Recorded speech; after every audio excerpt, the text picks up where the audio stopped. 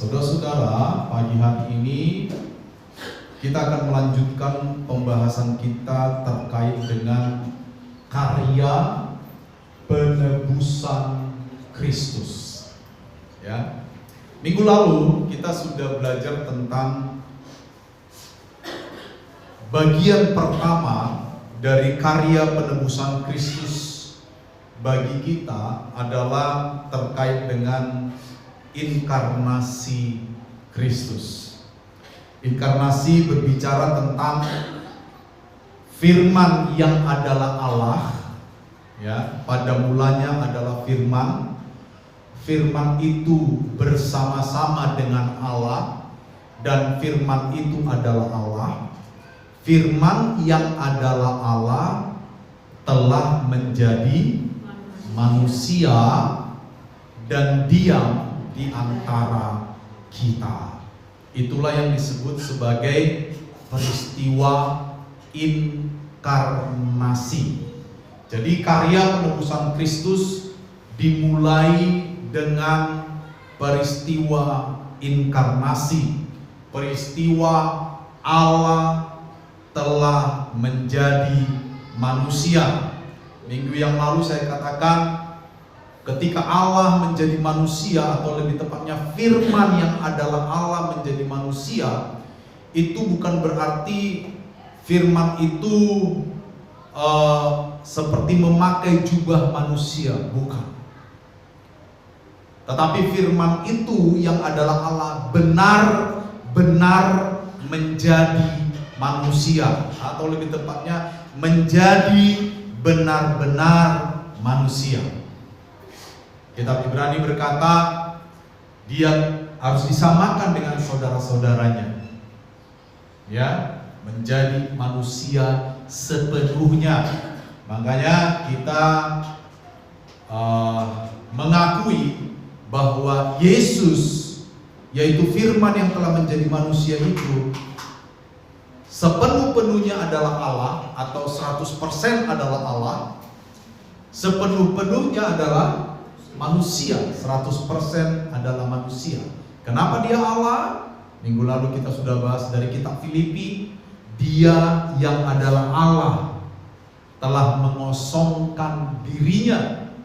Dia tidak membuang kealahannya, tetapi membatasi, ya, untuk tidak menggunakan kealahannya, dan dia menjadi benar-benar manusia. Itu inkarnasi. Nah, pagi ini saudara-saudara, karya penebusan Kristus setelah firman yang adalah Allah berinkarnasi, kita mengenal yang namanya Yesus. Ya, kita mengenal Yesus. Yesus itu siapa? Yesus itu adalah manusia firman yang adalah Allah. Yesus itu adalah nama yang diberikan kepada firman yang adalah Allah yang telah lahir menjadi manusia. Diberikan namanya Yesus. Yesus, ya, serapan dari bahasa Ibrani itu artinya juru selamat. Ya, Yeshua, juru selamat. Di dalam bahasa Yunani, karena waktu itu lingua franca atau bahasa internasional yang ada di negeri Palestina itu adalah Yunani, maka diberikan namanya Yesus. Ya, di dalam ejaan Latin menjadi Yesus. Kita mengenalnya sekarang Yesus. Ya. Nah, setelah Yesus ada di dunia, firman lahir menjadi manusia, maka karya kedua, peristiwa kedua dari karya penebusan Kristus adalah kematian Kristus. Kenapa Yesus bisa mati? Apa jawabannya, saudara? 1 Petrus pasal 3 ayat 18. Dia yang telah dibunuh dalam keadaannya sebagai manusia. Jadi Yesus yang adalah Allah, yang juga adalah manusia, dia mati Ada banyak orang di luar sana berkata, Tuhannya kok mati, kan gitu kan? Maka kita akan menjawab, kenapa Yesus mati? Karena dia sepenuh-penuhnya adalah manusia, dan yang mati adalah manusianya dia. Dia yang telah dibunuh dalam keadaannya sebagai manusia. Kealahannya Yesus tidak bisa mati, saudara. Ya, minggu depan kita akan membahas itu. Itu kenapa Yesus bangkit dari kematian. Saudara-saudara, dia mengalahkan maut. Tapi pagi ini kita akan fokuskan kepada kematian Kristus. Ini karya kedua. Setelah firman yang adalah Allah itu menjadi manusia, maka dia perlu mati untuk menggantikan manusia lainnya. Itu penebusan, saudara. Ya. Kenapa dia perlu mati? Karena hanya dia yang pantas menggantikan kematian manusia. Sebab semua orang telah berbuat dosa dan telah kehilangan kemuliaan Allah. Satu-satunya yang tidak berbuat dosa di alam semesta ini hanyalah Allah. Lalu Allah menjadi manusia. Dan Ibrani berkata, dia juga mengalami apa yang kita alami. Dia juga dicobai sama seperti kita dicobai. Tetapi kitab Ibrani melanjutkan, tetapi dia tidak berbuat dosa. Itu sebabnya Yesus memenuhi syarat untuk mati menggantikan manusia lain. Tidak ada satu orang pun manusia di alam semesta ini yang memenuhi syarat untuk mati menggantikan manusia lain. Tidak ada. Karena semua manusia sudah berdosa. Tidak ada yang memenuhi syarat. Ya. Nah, Yesus mati dengan cara disalib, saudara-saudara. Jadi karya penebusan yang dikerjakan oleh Yesus Kristus berikutnya adalah dia mati, dia mengorbankan dirinya, dan matinya di kayu salib. Mari kita lihat fakta-fakta kematian di kayu salib. Penyaliban Kristus. Yang pertama, saudara perlu tahu bahwa penyaliban adalah metode eksekusi atau penghukuman yang sangat kejam. Selain kejam, penyaliban juga itu adalah metode hukuman yang memalukan. Dan selain memalukan, juga menyakitkan. Ya. Zaman dahulu banyak cara orang menghukum yang dianggap penjahat. Ya, dan salah satu yang tercatat yang paling menyakitkan adalah disalib. Dan ini dilakukan oleh pemerintah Roma kepada orang-orang tertentu saja yang dianggap kejahatannya luar biasa. Jadi dalam pandangan tentara Roma atau pemerintah Roma yang disebarkan oleh para pemuka agama Yahudi, Yesus ini penjahat yang luar biasa. Yesus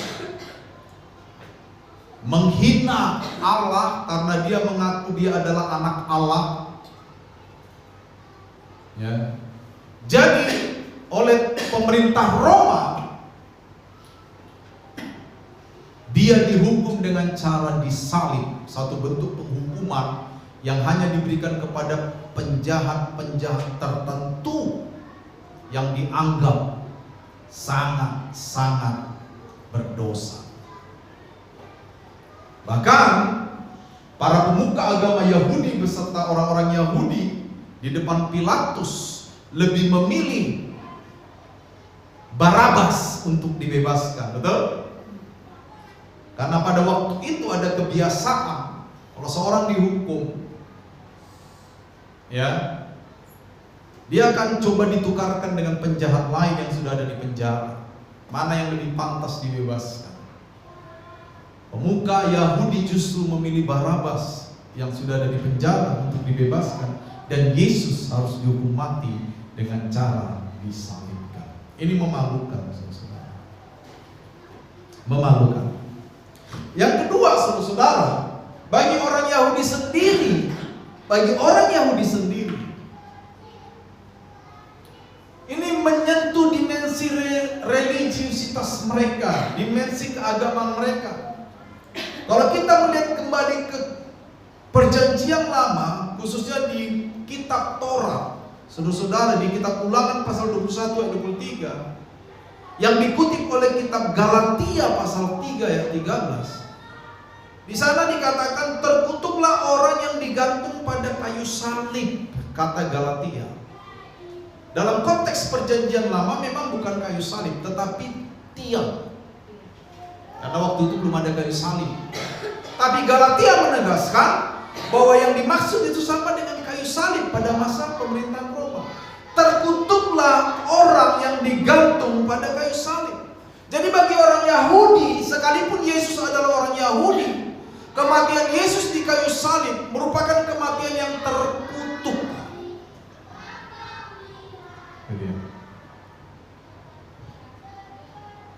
Padahal yang seharusnya mati siapa? Siapa? Kita.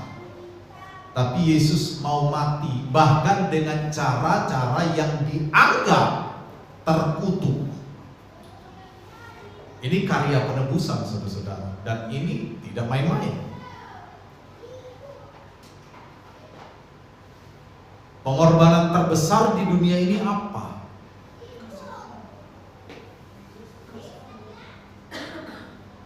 Alkitab mencatat, saudara, pengorbanan terbesar itu dikerjakan oleh Yesus di kayu salib. Ya kan?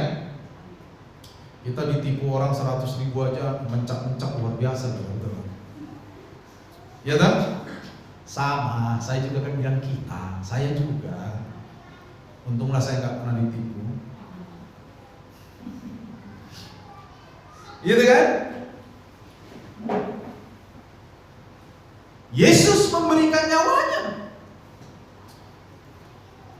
Jangan bilang, dia kan Allah, Pak, jadi gampang saja dia memberikan nyawanya. Hei, dia manusia sepenuhnya. Dia bergumul ketika hendak memberikan nyawanya. Buktinya apa? Di Taman Getsemani. Betul? Dia bergumul. Bahkan Alkitab mencatat keringat yang dihasilkan Yesus ketika dia bergumul di taman itu sebelum ditangkap malam itu seperti tetesan darah. Ada yang pernah bergumul masalah lalu sedih, keringatnya seperti tetesan darah? Belum ada. Saya baca di dalam penelitian ilmiah dalam satu buku Yesus yang disalib bagiku,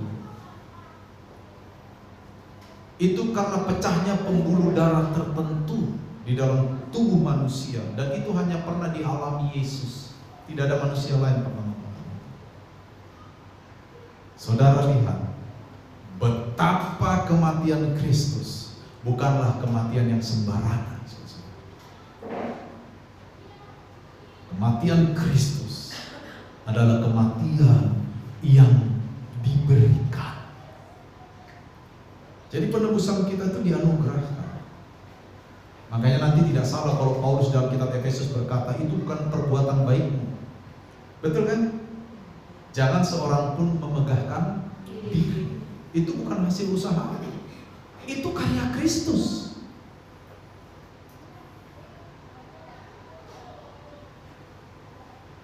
Ya. Lalu berikutnya saudara-saudara, penyaliban ini juga mengguncang pengharapan orang Yahudi, bahkan mengguncang pengharapan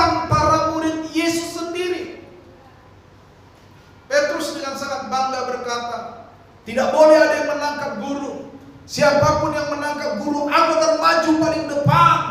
Yesus berkata, Petrus, Petrus, pagi ini sebelum ayam berkokok, kamu sudah menyangkal aku 3 kali.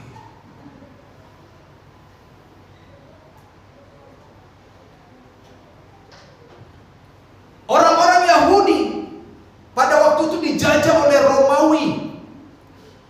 Para murid Yesus itu berasal dari beberapa golongan.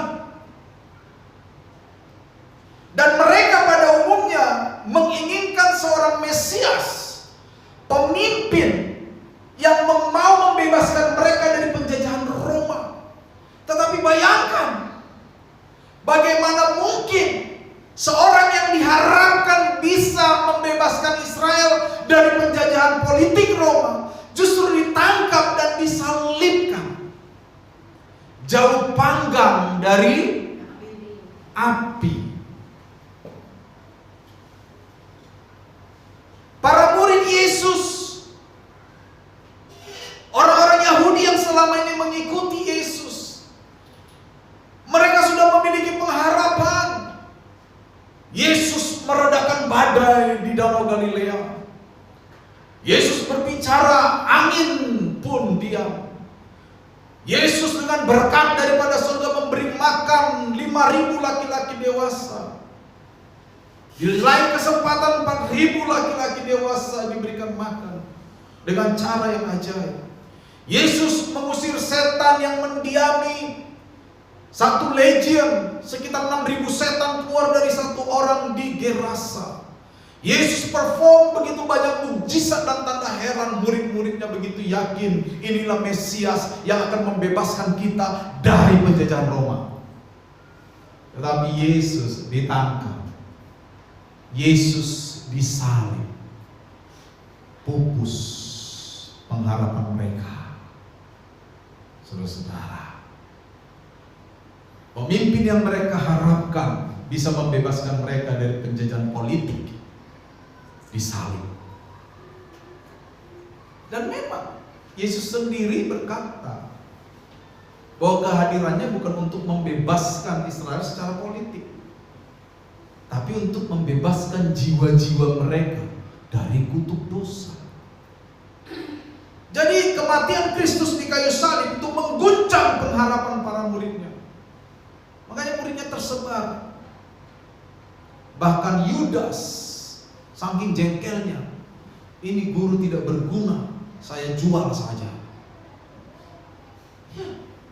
Yudas menjual Yesus seharga yang biasa, 30 keping uang perak. Bayangkan, muridnya sendiri saking jengkelnya menjual Yesus. Kadang-kadang kita ini mengikut Yesus banyak pengharapan kita, betul nggak saudara? Iya kan? Kemarin habis 2 siang kami banyak diskusi, ngobrol-ngobrol di sebelah sambil makan tempe yang baru saja digoreng. Dan kami salah satunya membahas tentang bagaimana pengharapan kita sebagai orang Kristen di dalam semua keterbatasan kita, saudara. Kadang-kadang di dalam pikiran kita bertuhan itu seperti orang Israel ini, mengharapkan sesuatu begini-begini. Saya dekat sama Tuhan, Tuhan begini-begini. Kedekatan kita kepada Tuhan seakan-akan memberikan legitimasi kita dapat mengatur pikiran Allah.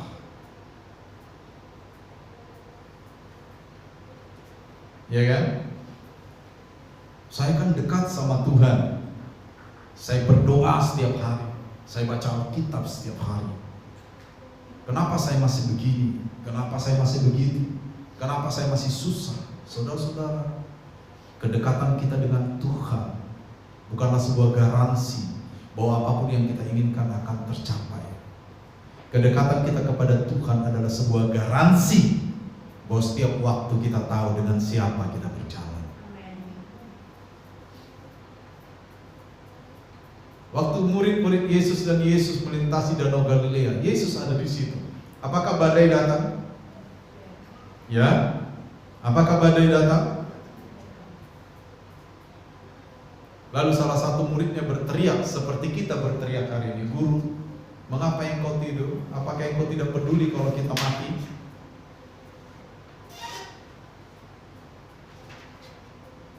Pengharapan seorang yang beriman adalah pengharapan yang berbicara tentang dengan siapa saya berjalan dalam semua situasi. Itu garansi yang Yesus berikan kepada kita. Sekali lagi saya tekankan, kedekatan kita dengan Tuhan, doa-doa yang kita naikkan, pujian-pujian yang kita naikkan kepada Allah, itu bukan sebuah garansi bahwa Allah akan memenuhi segala permintaan kita. Itu bukan sebuah garansi bahwa semua apa yang kita ucapkan kepada Allah harus dipenuhi oleh Tuhan. Tidak. Semua itu adalah garansi yang diberikan oleh Tuhan kepada kita. Dalam situasi apapun, kita tahu kita bersama siapa. Kita tahu kita bersama dengan Tuhan. Jadi kalau kita tahu kita bersama dengan Tuhan, bahkan di dalam badai pun kita aman. Amin. Begitu pola pikirnya. Para murid, orang Yahudi yang selama ini mengikuti Yesus, tidak seperti itu pola pikirnya. Mereka mengira bahwa ketika Yesus melakukan mukjizat ini dan itu, maka bentar lagi Romawi akan diusir dari tanah Palestina. Ketika pengharapan itu tidak seperti yang mereka lihat, mereka kecewa. Bahkan Petrus menyangkal Yesus sampai 3 kali. Bahkan Yudas mencium Yesus, tapi ciumannya seperti kecubung maut. Ada yang pernah makan kecubung? Jangan ya. Saya pernah menulis satu puisi judulnya Kecubung Maut. Waktu saya menafsirkan salah satu bagian kitab Mazmur.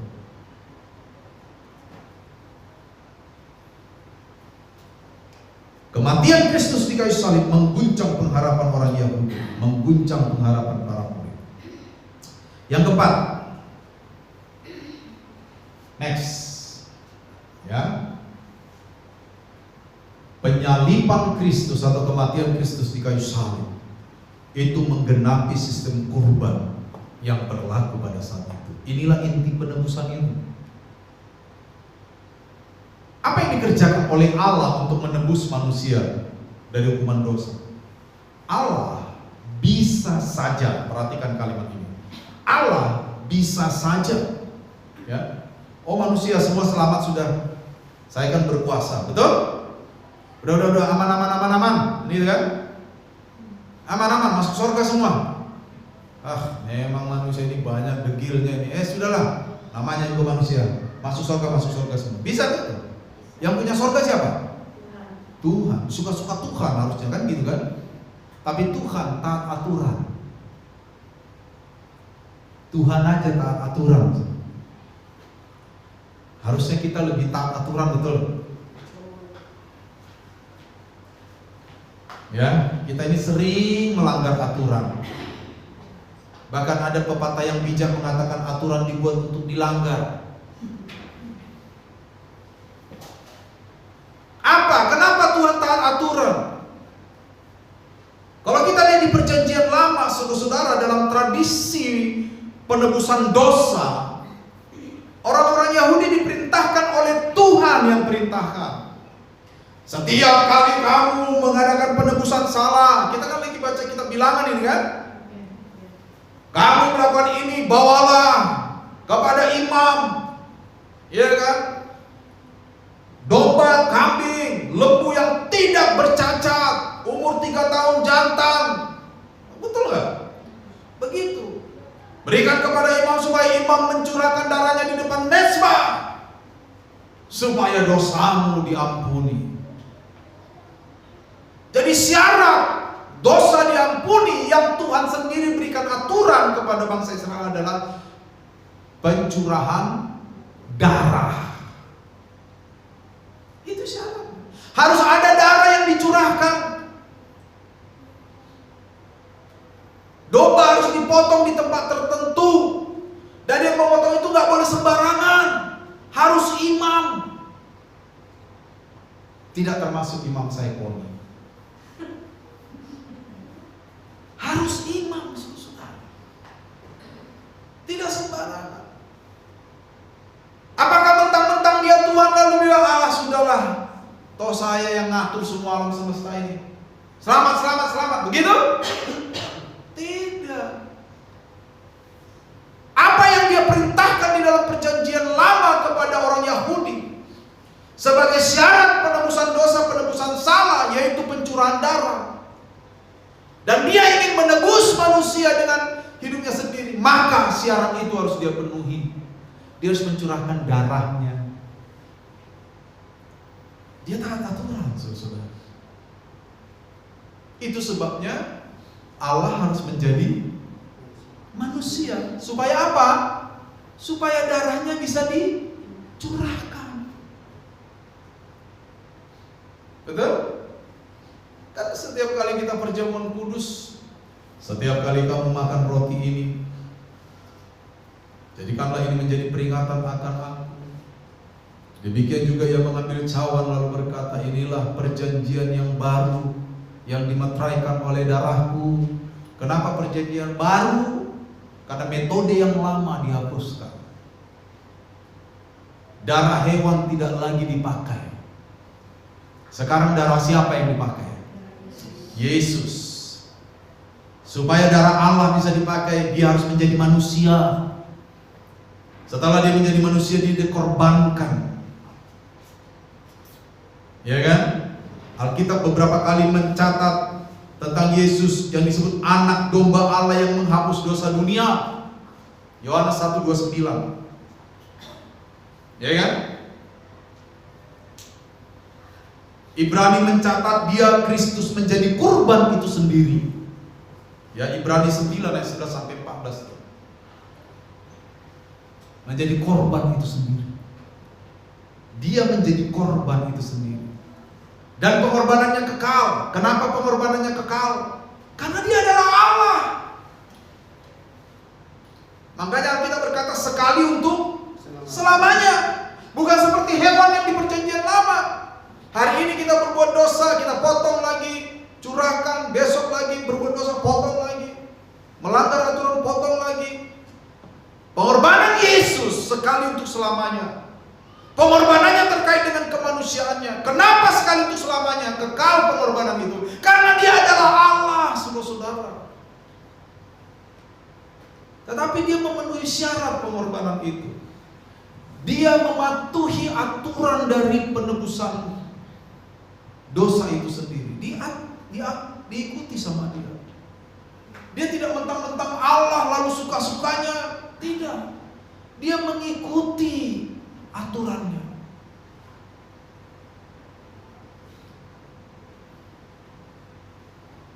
Harusnya kita juga begini ya.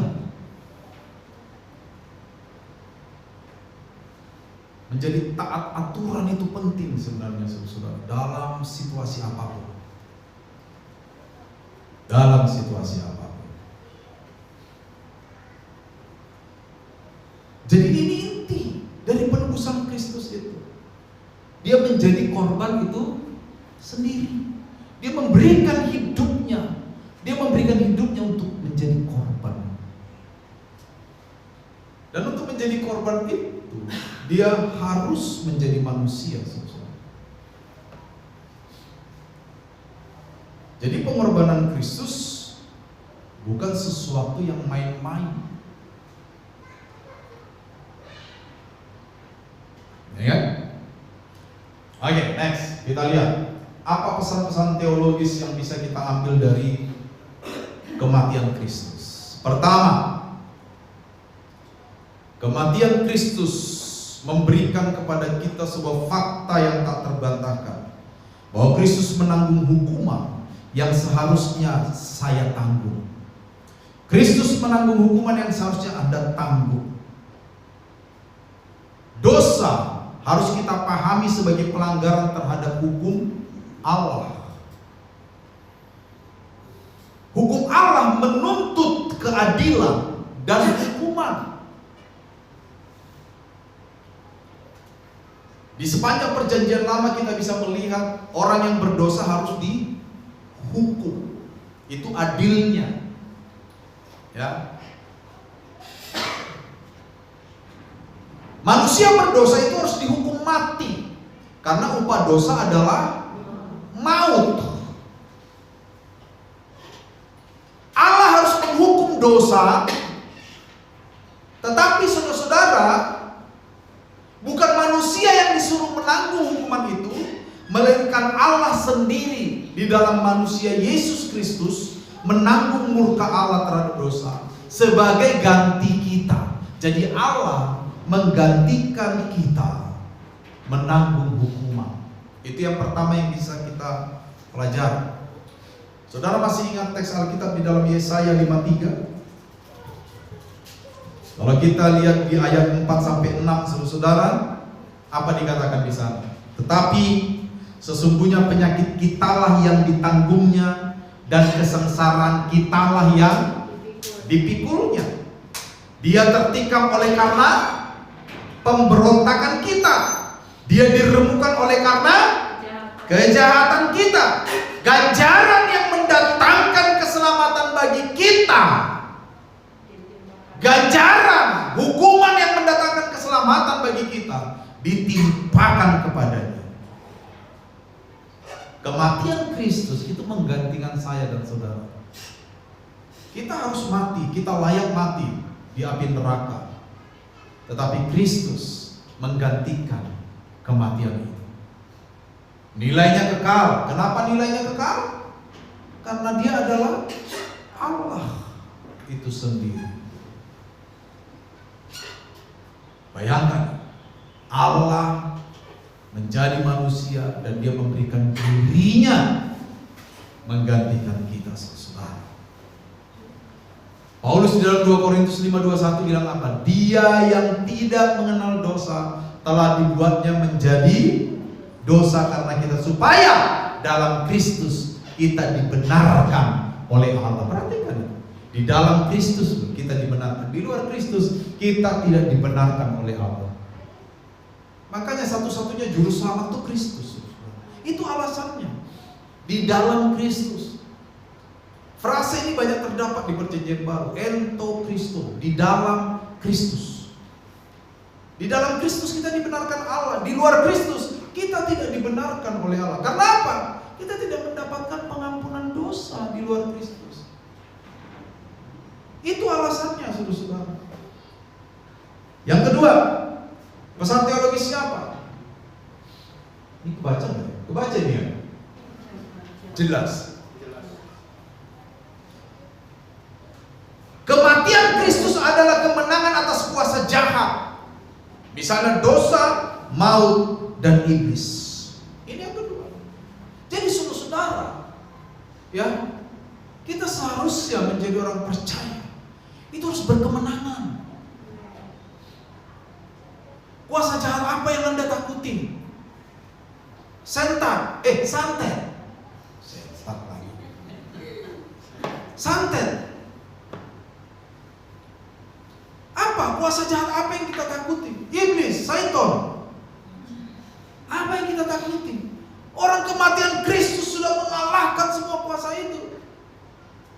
Kalau sampai kita masih takut dengan yang begitu-gitu, ingat firman Allah berkata, di dalam takut yang seperti itu tidak ada kasih akan Allah. Kuasa kematian Kristus itu sudah mengalahkan semua kuasa jahat. Kita berkemenangan, saudara. Amin. Harusnya kita berkemenangan atas dosa. Apa dosa yang saban hari kita kerjakan? Harusnya kita berkemenangan, betul? Sebelum kita jatuh dalam dosa, dosa itu gak langsung menyerang kita kan? Dia singgah dulu di pikiran kan? Kita punya dikasih waktu kan? Untuk menentukan apakah kita mau teruskan berdosa atau tidak, betul gak? Ya kan? Sebelum kita maki orang, apakah langsung mulut kita bergerak sendiri begitu? Begitu? Mulutnya bergerak sendiri? Kan ada dulu di pikiran kita, saya maki nggak ya? Betul nggak? Itu kan peperangan rohani buat kita. Sebelum kita nipu orang, apakah langsung kita tipu orang? Sehingga dulu di pikiran kita kan, saya tipu nggak ya? Itu kan peperangan bagi kita. Dan kematian Kristus sudah memberikan kita kemenangan atas itu. Persoalannya adalah seperti yang kerap kali saya katakan, kita selalu kalah karena ego kita lebih besar dari semuanya. Ego. Betul saudara? Padahal kuasa kematian Kristus sudah memberikan kita kemenangan atas dosa. Yang ketiga, saudara, ya, saya bacakan ayat kita supaya nomor 2 ini jelas. Kolose pasal 2 ayat 14 sampai 15 dikatakan apa? Dengan menghapuskan surat hutang yang oleh ketentuan hukum mendakwa dan mengancam kita, dan itu ditiadakannya dengan memakukannya pada kayu salib. Dia telah melucuti pemerintah-pemerintah dan penguasa-penguasa dan menjadikan mereka tontonan umum dalam kemenangannya atas mereka. Ini maksud penguasa pemerintah di sini bukan presiden, wakil presiden, bukan. Ini terkait dengan kuasa-kuasa jahat. Makanya nanti di kitab Efesus ketika Paulus berbicara tentang mengenakan senjata Allah, kembali diikuti kan? Penguasa, pemerintah di udara, betul? Itu dia. Yang ketiga, kematian Kristus itu mendemonstrasikan kasih Allah yang sangat besar kepada manusia. Tapi manusia ini senangnya mendapat aja, memberi susah. Kan gitu kan? Kita pengen mendapat kasih Allah kepada kita. Kita bersyukur, mensyukuri kasih Allah. Salah? Tidak. Kita sampai nangis mensyukuri kasih Allah. Terima kasih Tuhan, kasih-Mu begitu besar. Begitu Tuhan bilang, kalau begitu kasihilah sesama manusia. Susah Tuhan, sulit. Aku cukup berterima kasih aja Tuhan, kasih-Mu besar bagiku. Tuhan bilang lagi, kalau gitu kasih sesama manusia, sulit Tuhan. Injil Yohanes mencatat satu peristiwa yang tidak enak bagi Petrus. Pasca kebangkitan Yesus dari kematian, Yesus berbicara dengan murid-murid berkumpul selama 40 hari sebelum Yesus naik ke sorga. Satu kali Yesus berbicara kepada Petrus, apakah engkau mengasihi aku? Petrus berkata, yes Lord, you know that I love you so much. Kau tahu aku mengasihi engkau luar biasa. Yesus berkata apa saudara? Gembalakanlah domba-dombaku. Artinya kasihilah siapapun nanti yang aku percayakan. Oke.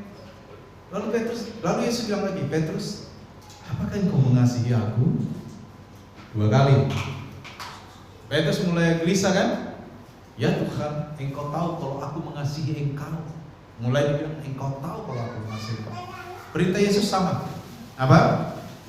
Gembalakanlah domba-dombaku.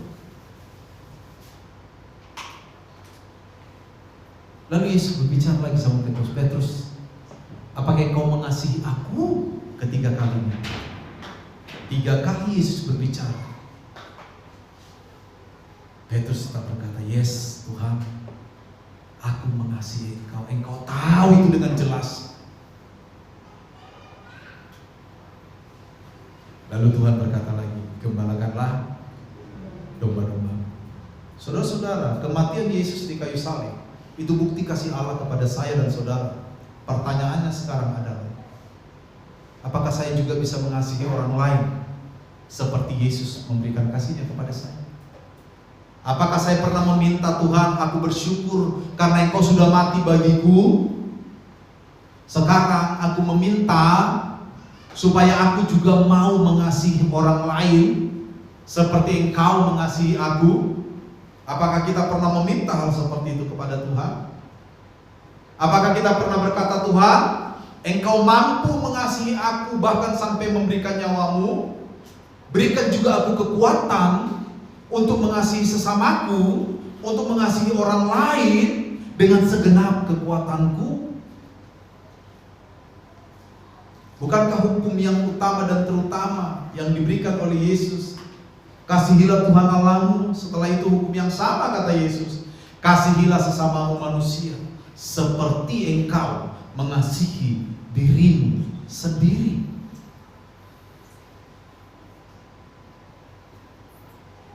Hal terbesar yang menghalangi saya mengasihi orang lain adalah ego saya terlalu besar.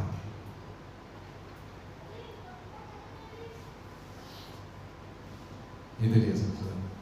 Kematian Kristus di kayu salib demonstrasikan kasih Allah. Pertanyaannya, apakah saya juga bisa mengasihi orang lain setelah saya memperoleh kasih Kristus dalam diri saya? Itu pertanyaan yang harus kita jawab setiap hari.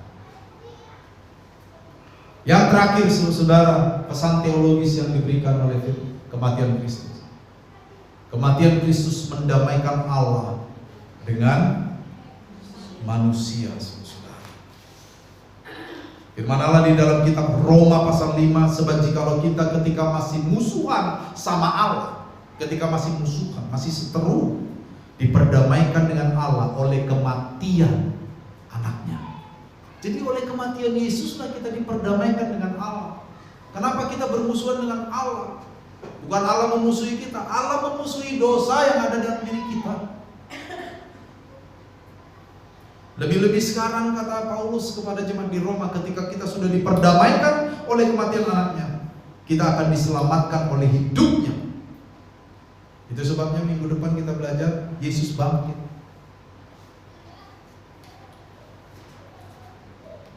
Amin. Itu penting. Saya sudah berdamai dengan Allah, bukan oleh kekuatan saya, tapi oleh kematian Kristus. Jangan curiga lagi sama Allah. Jangan pernah menganggap Allah tidak adil dalam hidup ini.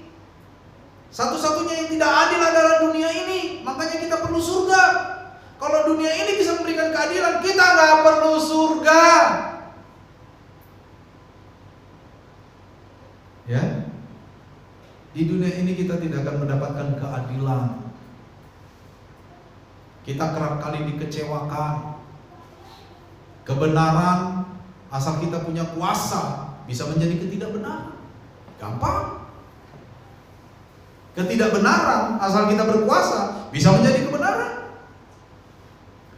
Apalagi kalau punya uang banyak. Orang Batak bilang hepeng dona mengatur portibiol lain. Tahu artinya kan? Uang yang ngatur dunia ini. Itu di Medan begitu. Hepen dalam mengatur portibion katanya.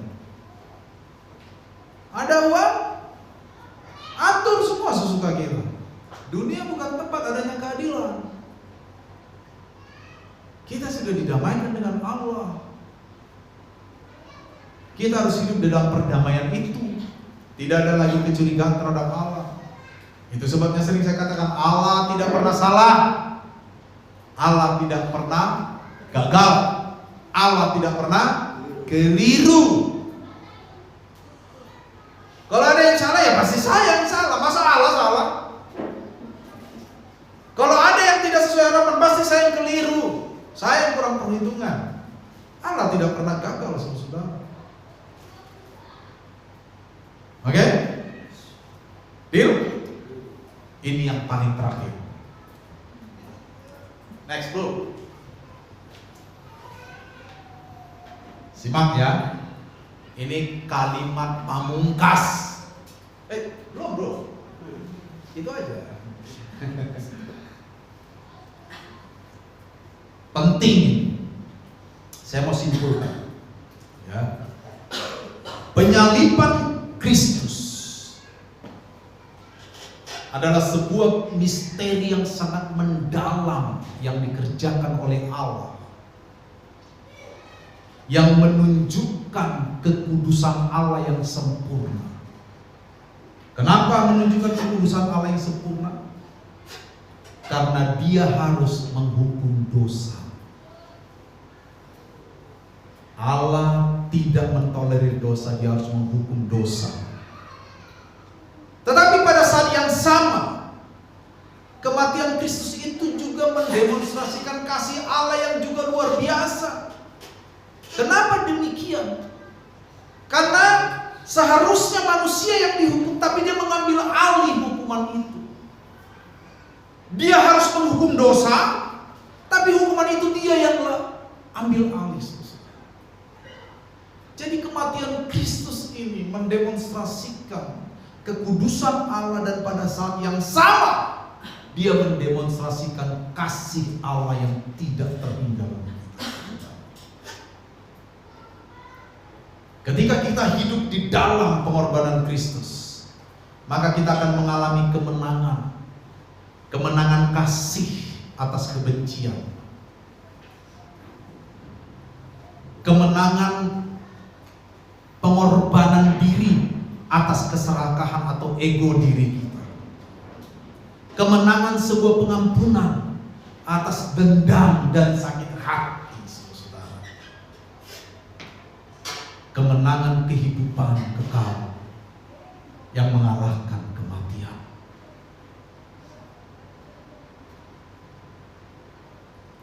Penyaliban Kristus tidak sekedar mengungkapkan karya penebusan itu sendiri, tetapi juga mengungkapkan tentang siapa Allah yang kita sembah.